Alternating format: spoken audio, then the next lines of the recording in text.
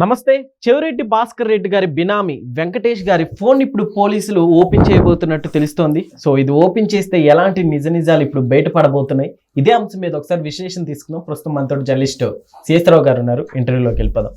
Hello sir. Hello sir, ఈ మొబైల్లో ఇప్పుడు ఎలాంటి నిజాలు బయటకు రాబోతున్నాయి? ఇప్పుడు ఎవరు ఈ వెంకటేష్ నాయుడుకి చెవిరెడ్డి భాస్కర్ రెడ్డికి ఏంటి సంబంధం? అసలు వెంకటేష్ నాయుడు మొబైల్ ఓపెన్ చేస్తున్నారు అని అంటే ఎందుకు లిక్కర్ స్కామ్ లో ఉన్నటువంటి వాళ్ళందరూ భయపడుతున్నారు అనేది ఒక పెద్ద చర్చ. ఈ వెంకటేష్ నాయుడు ఎవరు? బినామీ. ఎవరికి? చెవిరెడ్డి భాస్కర్ రెడ్డికి. చెవిరెడ్డి భాస్కర్ రెడ్డి తరలించినటువంటి ప్రతి డబ్బు కట్ట వీడియోల రూపంలో వెంకటేష్ నాయుడు దగ్గర ఉన్నాయి. ఎందుకనంటే ఈ లిక్కర్ స్కామ్ బయటపడినటువంటి కొత్తల్లో ఒక వీడియో బయటకు వచ్చింది. డబ్బు కట్టు లెక్క పెట్టి దాంట్లో సెల్ఫీ దిగి ఆ వీడియోని పంపిస్తున్నటువంటిది ఒక వీడియో బయటకు వచ్చింది. ఆ వీడియో బయటకు వచ్చిన తర్వాత ఈ వెంకటేష్ నాయుడు భార్య కోర్టులోకి పిటిషన్ వేసింది, మా ఆయన మొబైల్ ఓపెన్ చేస్తున్నారు, వీడియోలు లీక్ చేస్తున్నారు అని చెప్పి. సో కోర్టు ఆ వీడియో లీక్ చేయొద్దని చెప్పేసి చెప్పింది. అప్పట్లో చెప్పినటువంటి క్రమంలో ఆ వీడియో తర్వాత నెక్స్ట్ ఆ మొబైల్లో ఏముందనేది బయటకు రాలా. కానీ ఇప్పుడు కోర్టు అనుమతించింది ఆ మొబైల్ని ఓపెన్ చేయండి అని. ఓపెన్ చేసి చూడండి, విచారణకి ఆదేశించింది, విచారణ చేయండి మీరు అని చెప్పి. సో దాంతో ఇప్పుడు వెంకటేష్ నాయుడు మొబైల్ని ఓపెన్ చేయడానికి గ్రీన్ సిగ్నల్ వచ్చింది కాబట్టి పోలీసులకి, సిట్ పోలీసులకి, వాళ్ళు ఓపెన్ చేస్తున్నారు. ఓపెన్ చేస్తే ఎన్ని వీడియోలు బయటకు వస్తాయి, ప్రతిదీ కూడా లిక్కర్ స్కామ్లో జరిగినటువంటి ప్రతిదీ ఆ వీడియోలో ఆయన షూట్ చేస్తున్నారు అనేది పోలీసుల దగ్గర ఉన్నటువంటి సమాచారం. ఇప్పుడు ఆ వీడియో మొత్తం ఆ మొబైల్లో ఉన్న డేటాను మొత్తం తీస్తే బయటికి అసలు చెవిరెడ్డి భాస్కర్ రెడ్డి కానీ లేదంటే ఇతర నిందితులకు సంబంధించిన సమాచారం కానీ అంతా కూడా దాంట్లో నిక్షిప్తం అయి ఉంటుంది అనేది పోలీసులు అనుమానిస్తున్నారు. అయితే వెంకటేష్ నాయుడు ఆల్రెడీ డేటాని డిలీట్ చేసి ఉంటాడు, డిలీట్ చేసే ఇచ్చాడు అని చెప్పి ఇంకొక అనుమానం కూడా ఉంది.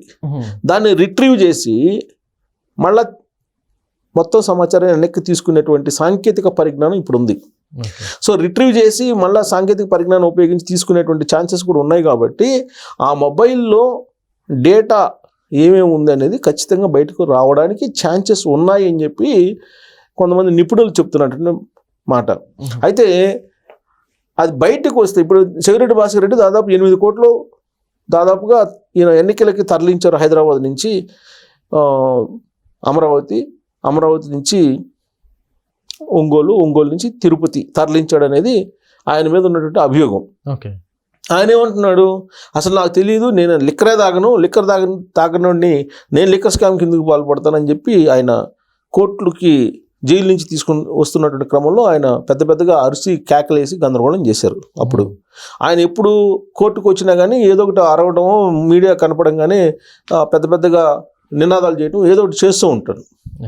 సో ఇప్పుడు వెంకటేష్ నాయుడు మొబైల్లో మొత్తం ఆయనకి సంబంధించిన సమాచారం మొత్తం ఉంది. ఎందుకనంటే లిక్కర్ స్కామ్కి సంబంధించిన డబ్బు హైదరాబాద్ డంపుల్లో దాచిపెట్టారు, ఫామ్ హౌస్లో దాచిపెట్టారు అనేది పోలీసులు అనుమానిస్తున్నారు. అలాగే పోలీసులు కొన్ని వీడియోలు కూడా బయటకు తీసుకొచ్చారు కదా, దాంట్లో కట్టలు డబ్బులు 500 రూపాయల కట్టలు, అలాగే 2000 రూపాయల కట్టలు అన్నీ ఉన్నాయి.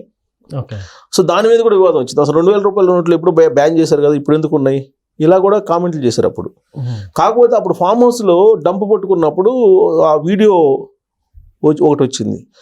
ఆ వీడియోలో ఇప్పుడు వెంకటేష్ నాయుడు ప్రతిదీ కూడా ఈ మొత్తం మనీ ఫెడ్లర్స్ ఉన్నారు కదా, ఈ మనీ ఫెడ్లర్స్ నుంచి వచ్చినటువంటి డబ్బు మొత్తం ఆయనే తీసుకొని జాగ్రత్తగా భద్రపరిచి దాన్ని ఎప్పటికప్పుడు ఎన్ని బాక్సులు ఉన్నాయి ఏంటి అనేది వీడియోలు తీసి ఆ వీడియోలు మళ్ళీ చెవిరెడ్డి భాస్కర్ రెడ్డికి లేదంటే సంబంధిత కసిరెడ్డికి వాళ్ళకి పంపిస్తాడు, కసిరెడ్డి రాజశేఖర రెడ్డి వాళ్ళకి పంపిస్తాడు అనేది ఉంది. అలాగే దీనికి సంబంధించిన డేటాని దుబాయ్లో పెట్టారు, దుబాయ్లో కొంతమంది ఉన్నారు అనేది కూడా పోలీసులు ఛార్జ్షీట్లో పొందుపరిచారు.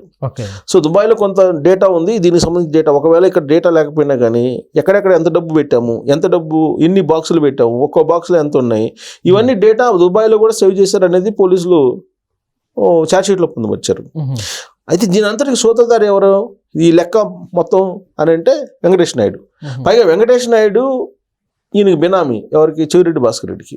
చెవిరెడ్డి భాస్కర్ రెడ్డి కొన్నటువంటి భూములకు కానీ, చెవిరెడ్డి భాస్కర్ రెడ్డి ఈ అవినీతి డబ్బుతోటి, లిక్కర్ స్కామ్లో సంపాదించిన డబ్బుతోటి తిరుపతిలో హ్యాండ్ ఓవర్ చేసుకున్నట్టు ఆస్తులు కానీ, ఇవన్నీ చాలా సంబంధించినట్టు వివరాలు ఉన్నాయి. వీటన్నిటికీ ఆధారాలు కావాలి, కోర్టులో ఆధారాలు పొడ్డిచ్చేయాలి. ఊరికే వాంగ్మూలంతో కోర్టు నమ్మదు. డాక్యుమెంట్ ప్రొడ్యూస్ చేయాలి. లేదంటే ఈ చాటింగు, లేదంటే వాళ్ళు మాట్లాడుకున్న మాటలు, వీటిని కాల్ డేటాని బయటికి తీయాలి. కాల్ డేటాని బయటికి తీయాలి. యాక్చువల్గా వివేకానంద రెడ్డి గారి మర్డర్ కేసులో కూడా గూగుల్ టేక్అవుట్ ద్వారా మొత్తం రాబట్టారు టెక్నాలజీని ఉపయోగించి. రిట్రీవ్ చేసి దీంట్లో కూడా ఇప్పుడు ఒకవేళ వెంకటేష్ నాయుడు ఆ మొబైల్లో మొత్తం సమాచారం డిలీట్ చేసినప్పటికీ కూడా దాన్ని మళ్ళీ రిట్రీవ్ చేసే అవకాశం ఉంది. ఇప్పుడు రిట్రీవ్ చేస్తారని తెలుస్తుంది. కనీసం 2.5 సంవత్సరానికి సంబంధించినటువంటి డేటాని రిట్రీవ్ చేసుకోవచ్చు.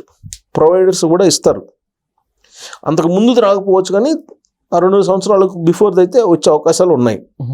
అది బయటకు వస్తే హైదరాబాద్ నుంచి తాడేపల్లికి ఎంత డబ్బు తరలించారు, ఎప్పుడెప్పుడు తరలించారు, ఎంత తరలించారు, తాడేపల్లి నుంచి తాడేపల్లి అపార్ట్మెంట్ ఒకటి ఉంది, ఆ అపార్ట్మెంట్లో పెట్టేవాళ్ళు, ఆ అపార్ట్మెంట్ నుంచి ఎంత ఒంగోలుకి తీసుకెళ్లారు, ఎవరెవరికి ఆ బాక్సులు అందజేశారు, ఇవన్నీ కూడా మొబైల్ డేటాలో ఉన్నాయి. ఇంకా అక్కడి నుంచి ఒంగోలు నుంచి మళ్ళీ తిరుపతికి ఎంత చేరవేశారు, ఈ ఈ ఈ మొత్తం పాయింట్ మొత్తం మొబైల్లో షూట్ చేసి ఆ మొబైల్ షూట్ చేసినటువంటి వీడియోల్ని ఎప్పటికప్పుడు చెవిరెడ్డికి పంపించేవాడు ఇతను వెంకటేష్ నాయుడు అనేది పోలీసులు దగ్గర ఉన్నటువంటి సమాచారం. వాళ్ళు షార్ట్ షీట్లో కూడా ఆ విధంగా పొందుపరిచారు. దానికి సంబంధించిన డాక్యుమెంట్ ఎవిడెన్స్ని కలెక్ట్ చేసే పనిలో ఇప్పుడు వాళ్ళు ఉన్నారు. ఇప్పుడు మోహిత్ రెడ్డి ఉన్నాడు. మోహిత్ రెడ్డి వాళ్ళ కుమారుడు ఎవరు, చెవిరెడ్డి భాస్కర్ రెడ్డి కుమారుడు చెవిరెడ్డి మోహిత్ రెడ్డి. ఆయన తుడాకు సంబంధించినటువంటి కారులో ఆయన ఈ డబ్బులు తరలించారు అనేది. ఎందుకంటే తుడాకు సంబంధించినటువంటి కారుకు సంబంధించిన లాక్ బుక్ ఉంటుంది. ఆ లాక్ బుక్లోనేమో ఆ కారు తిరుపతిలో ఉందని చెప్పి వచ్చింది. కానీ తీరా చూస్తే ఇక్కడ మనకి ఇక్కడ తాడేపల్లి దగ్గర ఉండేటువంటి టోల్ ప్లాజా దగ్గర ఆ కారు ఉన్నట్టు అక్కడ రికార్డ్స్ ఉన్నాయి.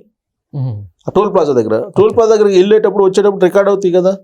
సో ఆ కారుకు సంబంధించిన రికార్డు ఉంది. ఇప్పుడు ఆ రికార్డు ప్రకారం అయితే మీకు లాక్ బుక్లో ఏముండాలి, అక్కడే ఉండాలి, తాడేపల్లిలో ఉన్నట్టు, తాడేపల్లి సమీపంలో ఉన్నట్టు టోల్ గేట్ దగ్గర ఈ కారు ఉన్నట్టు ఉండాలి. కానీ ఆ సమయంలో తిరుపతిలో ఉన్నట్టు లాక్ బుక్లో రాశారు. అంటే అక్కడ మిస్లీడ్ జరిగింది. అది కూడా రాబట్టారు పోలీసులు మోహిత్ రెడ్డికి సంబంధించి. మోహిత్ రెడ్డిని ఇంకా అరెస్ట్ చేయాల. మోహిత్ రెడ్డిని అరెస్ట్ చేస్తారంటున్నారు కానీ ఇంకా చీల. ఆయన ముందస్తు బెయిల్ తీసుకొచ్చుకున్నారు. ఆయనేమో బెయిల్ మీద ఉన్నారు. కానీ ఆయన్ని కూడా అరెస్ట్ చేయాలని చెప్పి లిక్కర్ ఇన్వెస్టిగేషన్ చేస్తున్నట్టు సిటీ పోలీసులు ప్రయత్నం చేస్తున్నారు. కానీ ఇంతవరకు అరెస్ట్కి వెళ్ళలేదు. ఈ లోపుగానే ఇప్పుడు వెంకటేష్ నాయుడుకి సంబంధించినటువంటి మొబైల్ ఓపెన్ చేయమని చెప్పి కోర్టు నుంచి ఆదేశాలు వచ్చినాయి.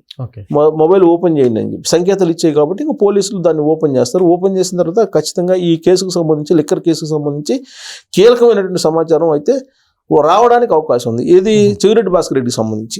చెవిరెడ్డి భాస్కర్ రెడ్డి ఏమంటున్నాడు, నేను అసలు తరలించలేదు, ఎవరికి ఇవ్వలేదు అంటున్నారు.